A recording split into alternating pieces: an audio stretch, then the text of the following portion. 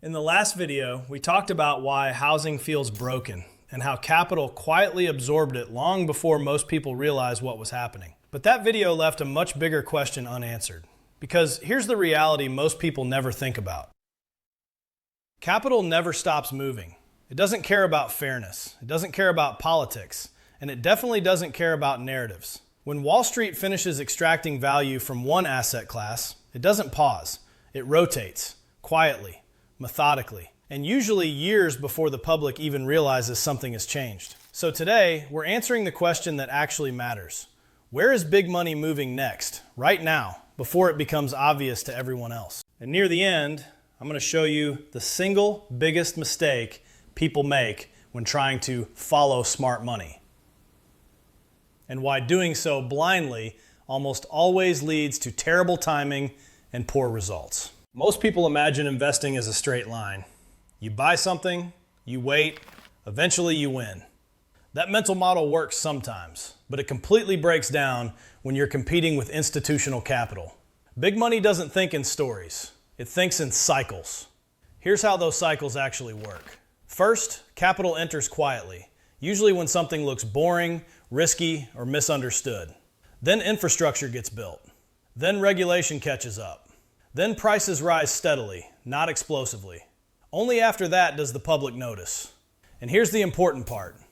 When everyone starts talking about it, capital is usually already preparing its exit. That doesn't mean prices instantly crash. It means the easy returns are gone. And this is exactly why most people feel like they're always late. Financial media is reactive by design. It explains what already happened, not what's developing quietly underneath.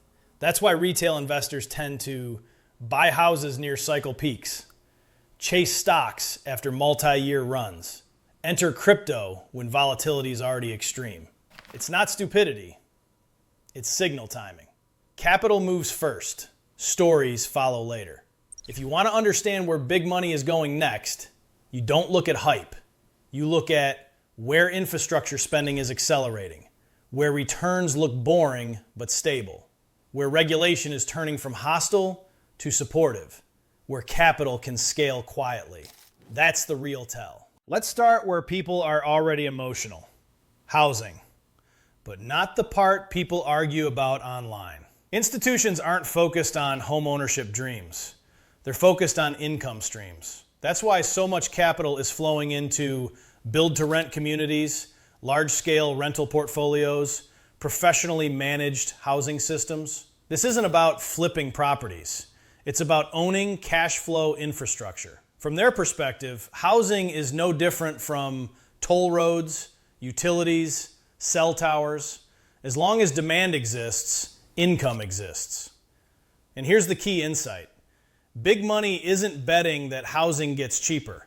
It's betting that people will keep needing places to live at almost any price. Now let's talk about something almost nobody discusses. As banks tighten lending, capital doesn't disappear. It simply finds another route.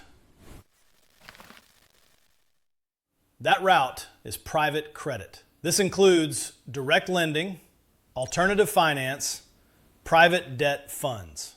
Why do institutions love lending? Because lenders get paid before equity, face less volatility, collect yield regardless of price appreciation. In uncertain environments, yield beats growth. That's why private credit has exploded quietly, while public markets grab headlines. It's not exciting, and that's exactly why institutions love it. Now here's where technology enters the picture. And this is where people get surprised. When most people think about crypto, they think about price speculation, quick gains, extreme volatility. Institutions don't start there. They start with infrastructure, the plumbing of the system, custody, settlement, compliance, tokenized representations of real-world assets. This mirrors what happened with the internet. The biggest winners weren't the flashy early websites. They were the companies building payment rails, servers, protocols, backbone systems.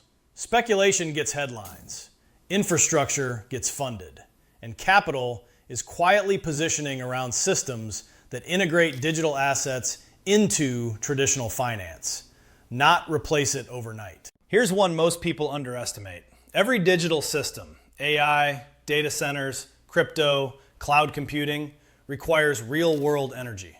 That's why capital is flowing toward power generation, grid modernization, infrastructure adjacent to data centers, energy reliability. This isn't a trend, it's a necessity. And necessities attract long-term capital. They don't explode overnight, they absorb money over decades. Now let's close the loop.